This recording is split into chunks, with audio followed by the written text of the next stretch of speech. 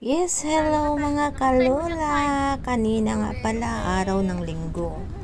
Namasyal kami mula Central hanggang Admiralty to Wanchay.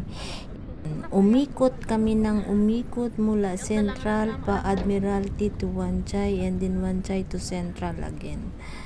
O, diba? Napakaraming steps ang nagawa namin and it is the best exercise sa aming katawan. Pampalakas ng tuhod at nag-enjoy talaga kami dyan. Yan ay sa Admiralty. Ang ganda po dyan. Pwedeng magpahinga dyan sa araw ng linggo at pwede ring magdala ng mga tent para dyan kayo mag-stay at maglibang.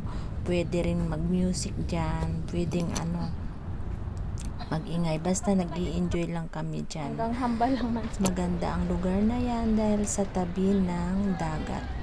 Marami kang makikitang bagong kaibigan dyan kung gusto mong makipagkaibigan. Maraming mga kapwa Pilipina at saka yung mga kapwa OFW na galing sa Indonesia. Mga Indonesian dyan. Ayan, ang ganda. Lakad kami sa Admiral. Dyan sa AIA. Dyan sa Harbor. Wanchay. So, till the next journey na naman.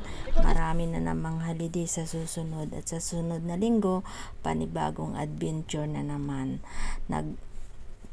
Ano lang si Lola para sumakasang maglakad-lakad. Siguro Ganda dyan.